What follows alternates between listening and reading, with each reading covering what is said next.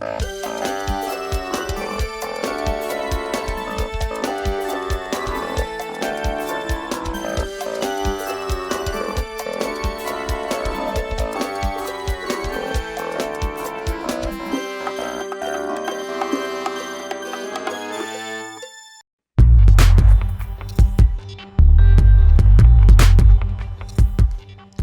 a rainbow fading in the twinkling of an eye. I'm Leo Roboto. Welcome along to another scratch and sniff edition of The Struggle. On the programme tonight, a new era of regional fraternity dawns. Rabbits get the horns and molesterers on the metaverse. But first, as Russian-Ukrainian peace efforts progress and the findings of last week's Productivity Commission roundtable are released, there may perhaps be no better place to begin our show than right here at home. So, having neglected our role as a Melbourne-based news outlet in evangelising the state-mandated religion, and with the last ebbs of the regular season expunged by the dish rag of history, now comes time for our occasionally annual AFL Men's Season Wrap-Up. The season bounced off in March as fans and administrators alike woke to the sticky stains of reality. For the AFL, the reality of football in the Queensland wet season. And for fans, the reality of an abrupt end to 23 years of free-to-air Saturday night football. April exposed the cavernous class divide amongst the footballing public, as while some fans slurped Shiraz at Barossa Park, others found themselves charged with bringing firearms to the footy. Many of us still remember the scenes as fans flooded the SCG celebrating Lance Franklin's 1,000th career goal, but May saw an equally significant gesture after Jack Gunston kicked his 500th for Hawthorn. Fans marked this once-in-a-lifetime moment not by storming the arena, instead applauding Mr Gunston and leaving the game at full time. In a league with more F-slurs than a kindling salesman, perhaps the most discussed epithet exchange of the season was Wayne Miller's description of the Sydney Swans as a bit of rabble. A remark for which Adelaide CEO Tim Silvers delivered an aptly grovelling apology.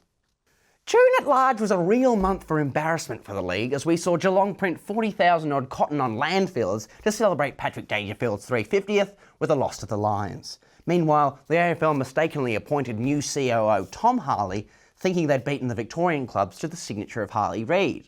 In July, retiring Blues backman Sam Docherty was given a traditional Carlton send-off, an embarrassing loss at the G before being loaded into a boat which was then set ablaze. Come August, Giants captain Toby Green was cautioned for describing Sydney's Tom Papley as overweight, a comment that above all else made the elder statesmen of our game coo and pine for the days of portly players, your Mick Nolans, your Tonys Lockett, and to a lesser extent, your Stuarts Dew.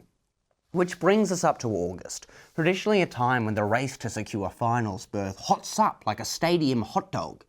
Unsurprisingly though, the main headlines to dominate the incestuous AFL media landscape remained off-field, with Nasiah Wanganeen-Miller becoming our game's first $2 million player, and my great-uncle Calvin being booked as grand final entertainment. So, all those juicy globs of football action, plus whatever season-defining action unfolded over the weekend I didn't have time to watch myself, curdled together into a big leathery glob to form the superorganism that was the 2025 AFL Men's regular season. Ah yes, the national game. In the world of modern diplomacy, there's perhaps no more important tool of soft power than a sporting team. Just look at the NRL's planned new Papua New Guinean expansion. With such soft power success on the sporting field, Australia at large has been scrambling to cash in on our swag of Global South sidekicks. We sent our two regional affairs correspondents deep into the outback to bring you this story about Pacific region relations. You know what I love about Australia? How we're such good neighbours. Yeah, we help out all the time. Just recently, our Prime Minister, Anthony Albanese, made a new security treaty with Papua New Guinea. Keeping each other safe and totally not for our own benefit. I mean, sure, we happen to be getting something out of all of this, what with the government's plan to get Papua New Guineans to serve in our defence force in exchange for Vegemite lunches, bigotry and guaranteed national security. And in these trying times too, Australia is inviting everyone to our backyard. While the climate crisis worsens and sea levels rise, we're helping Tuvalu out. I mean, if you're really so scared about those rising sea levels, You should be ready to take refuge wherever it presents itself. Feels like it was just yesterday, or perhaps it was the 28th of August 2024 when Albanese and Tuvaluan Prime Minister Falati Tio made the Thalapili Union, bringing together our two nations. Not only is it a security guarantee, but Tuvaluans are offered permanent residency in Australia. You know what facts I'm thinking of, Sammy? I know what facts you're thinking about, Jimmo. Of course, with this new Pacific Engagement visa, just about 280 Tuvaluans will join us Aussies each year, and already 80% of Tuvaluans have applied for the visa. Shame though. After all these good deeds we're doing, Tuvalu is considering pulling out of the Pacific Leaders Summit. Oh well, guess you can't collect them all. Pokemon! I'd like to digress from my prepared remarks to editorialise for a moment. If I may, after a story like that, I just feel compelled to question the ethics behind Australia as a regional power using expats from a nation with a $1.30 minimum wage to plug gaps in our own public service. Not that I'd ever question the all-seeing, all-dancing Australian Defence Force.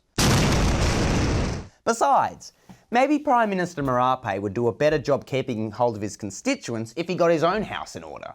Well, lucky for you, Jim, we've dug into the struggle archives and dusted off this classic how-to info tape. Click!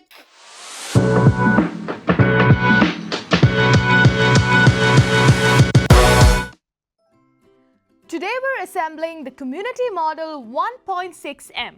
Inside the kit you'll find a couple of natural disasters, a gap in the official funding, and 1.6 million in loose change. Step 1. Distribute your 1.6 million evenly across roughly 260 little pieces, each one a project. Think toy libraries, gardens, and emergency services. Step 2. Use a phonoton connector piece. The little plastic bit raises about 20,000 and snaps neatly into the emergency drop. Don't lose it, it's surprisingly very useful. Step 3. Install the Future Fund. That's the compartment where you stash resources for when the next fire or flood arrives. Make sure it slides in smoothly. Don't be afraid to start building. Communities in Northeast Victoria are showing the way. Well done! Your DIY government is now ready to use. Woo! Considering the challenges they've been having pulling together the Brisbane Olympics, and how well it worked after that whole Bjelke-Petersen debacle, it sounds as though the Queensland state government could use one of those flat packs. That is, if there'll even be a 2032 Brisbane Games. With the new robot Olympics springing up in China, we may soon swap out our quad-annual flesh sport viewership for robotic competition. Just imagine, Johnny 5 next to C-3PO, C-3PO next to a Roomba next to Oscar Pistorius. Well, however you yourself choose to feel about our robo-future, Irish exchange correspondent and 2018 Commonwealth Games bronze medalist Swimmy Blackburn has the story. It's ridiculous. An Olympics for dirty clankers. It's an insult to us real athletes. The events are a joke. Medicine, catheterization and cleaning? I'd like to see them try paddling down Whitewater Rapids. It's all a big conspiracy. The International Olympic Committee wants to replace water sports with robot sports. They tried to kill us with E. coli in the River Seine last year, and that didn't work. So they're gonna get crocs in the Fitzroy River to eat us instead. You know what? If nobody gives a rat's about us human athletes, then at least think about the clankers. They don't even agree to participate. It's a robot rights violation. Robots never ask to be made, let alone be forced against their will into the cutthroat world of professional sports. I'm appealing on behalf of all Robo-sapiens to demand they get the same rights as Olympians, the right to clean drinking oil, paid time off, robot renters' rights. They're so overworked, their heads are literally exploding from the pressure. They don't even have time to dream of electric sheep. And that's not to say bots don't want to play sports. They love basketball.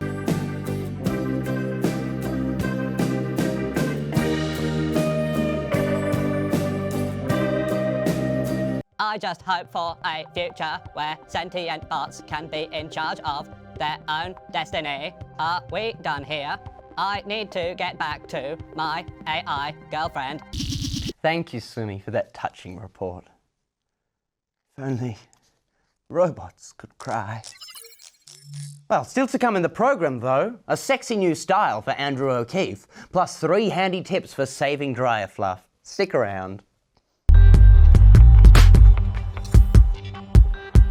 Good afternoon, welcome aboard on Qantas, proudly flying with the largest flying in Australian history. The only airlines where we just don't lose your luggage, we lose our entire staff. To fasten your seatbelt, just insert the buckle. To release, just wait for our Qantas management staff to release you from employment. Your nearest exit may be in front of you, behind you, or wherever the 1,800 ground staff was shoved during COVID. In case of any emergency landing, please use your seat cushions as flotation devices, as your life jacket is floating above our legal funds. Thank you for choosing Qantas, where the only things higher than our prices are our fines. Welcome back to Struggle. Now, many people, scientists chief among them, believe that the Earth is hundreds and hundreds of years old. But this conclusion leaves us with a single question. If we humans are here today with the luxuries of mobile app food delivery and continental instant rice, what did the proto-humans, the cave-dwelling ape folk, eat to survive? The answer: animals. Ethan, Wynne and Roy arrive late to explain. G'day and welcome to the Land Down Under. We will be introducing the latest discoveries surrounding creatures. One of them's from North America and another in Australia. Well, how surprising. We rarely get interesting news here in Aussie. Because what's not to find here? Well, firstly, the eastern cottontail rabbit has quite the unique look. Take a look at this one right here. 1 second. So, these are growths. They're infected with the papillomavirus. It's a subfamily from the STI called HPV. But these are only infecting rabbits and hares, not humans or other animals. The viruses cause these wart-like growths that look like horns. Well, they're made of keratin, hair, nails, and dead cells. The virus spreads from rabbit to rabbit, able to infect a whole colony at a time. It is invasive. But it's harmless. Don't worry. They fall off at some point, and anyway, the rabbits breed fast enough to outpopulate the nasty ones. You know what they say? It's all about stamina, but there's still more research to be done. Anyway, I'm gonna dig deeper, deep down the rabbit hole. Deeper, we dive. Finally, Australia made a new discovery that isn't a huge-ass insect. Correct. A fossil uncovered 25 million years ago had surfaced on Victoria's surf coast. An extreme unusual animal. Bearing little resemblance to its closest living relatives in the baleen whale family, including blue whales, some of the largest animals to ever live. They had sharp teeth and large eyes, the size of tennis balls, and the fossil was most likely a juvenile. And so to quote Dr. Fitzgerald, this was a really gnarly whale I personally wouldn't want to get in the water with. But we're safe. For now. Friend of the show, Donald Trump's glacial tongue continued last week as the president continued his quest for a perfect democracy. In the crosshairs this time, the right to vote. Stressed out by all this treason and erosion of democracy the world over, the team and I made a trip to our local non-partisan Pilates studio to try and sweat out some of this angst. Regrettably, this is what we found. It's easy for us laid-back Australians to forget that while our lawmakers discovered eons ago that we needed to be bribed to vote, that's not the case everywhere. Many countries go as far as to force their citizens to leave the house for the better of their country, without the incentive of a sausage. Voting can be quite the workout. Over in the US, President Donald Trump wants to ban postal votes, claiming that they unfairly benefit Democrats and that the US is the only country to allow it. Because the 34 other countries with postal voting, or the tens of millions spent by the Republican Party on promoting mail votes, are totally irrelevant. The virile and muscular Trump just wants his supporters to get a little more exercise. That must be why he's actively discouraging his own voters from voting. Dozens of Texan Democrats are setting a new trend and voting with their legs.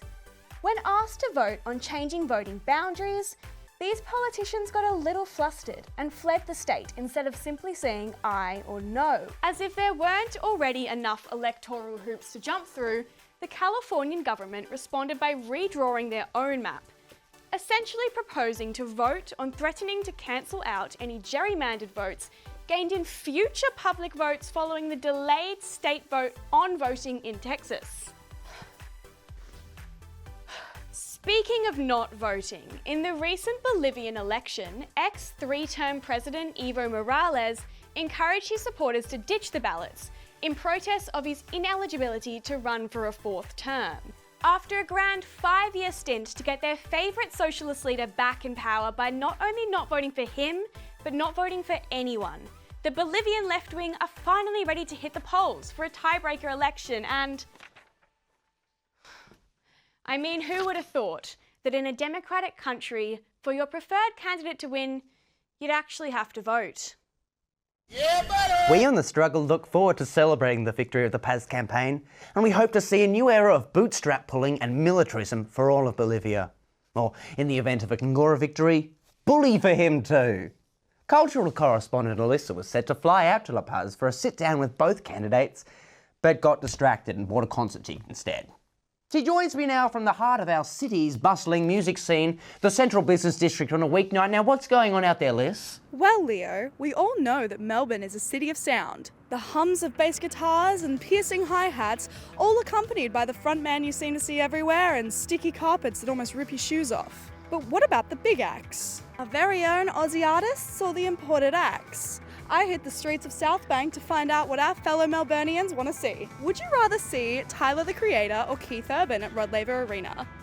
Tyler the Creator. Nicole Kidman gonna be there because in that case maybe Keith Urban. I don't know too much. I don't know who that other person is. And do you indulge in any Australian music? Well, I feel like mine is a mixed bag.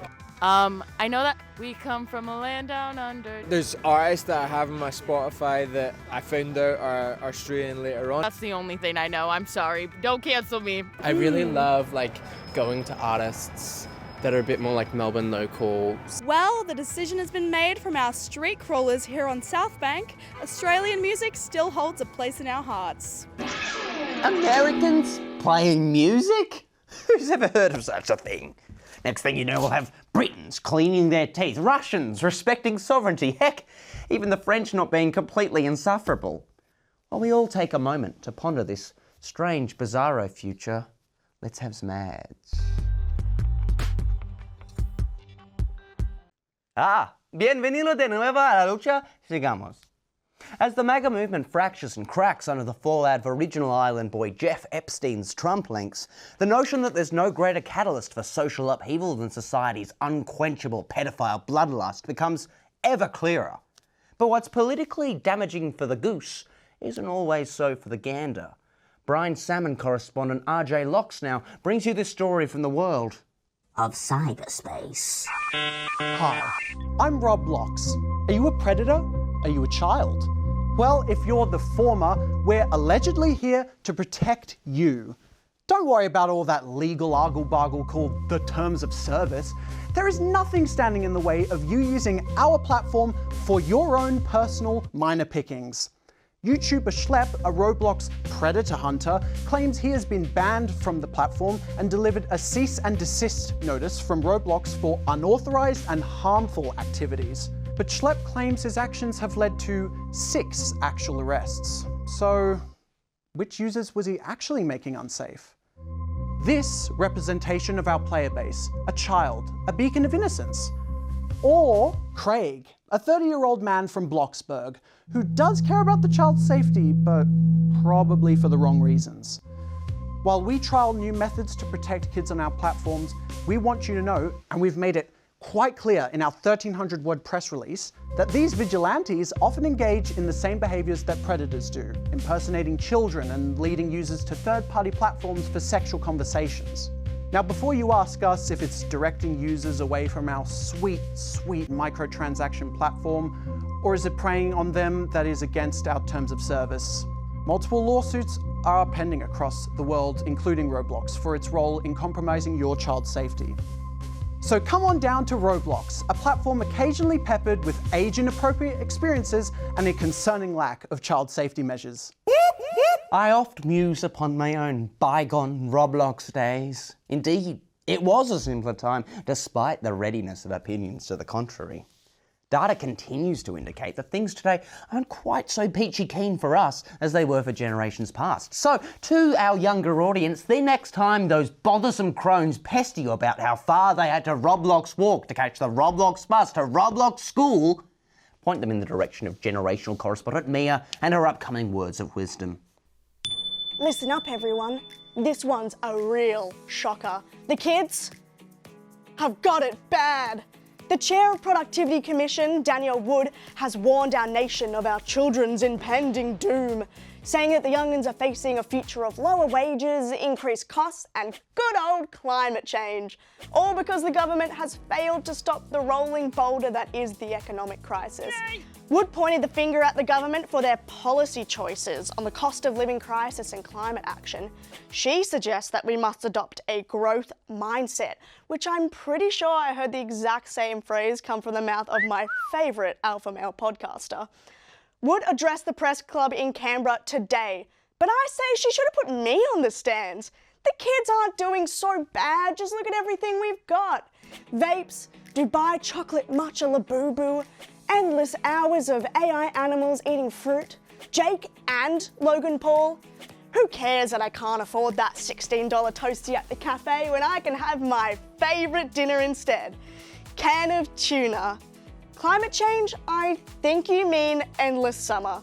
Cost of living crisis? Who? That just means I get to live rent-free with my parents forever. So don't let the fact that the boomers ridicule us for every problem they created get you down. Look on the sunny side and keep scrolling through those deliciously brain-rotting Instagram reels. Closing off tonight's edition, we have an exclusive preview of one of the new shows slated to premiere on Channel 31's upcoming summer programming period. So join me now in pulling up a chair and pouring a pint of Prosecco as we watch this sneak peek of the Real Housewives of Monash.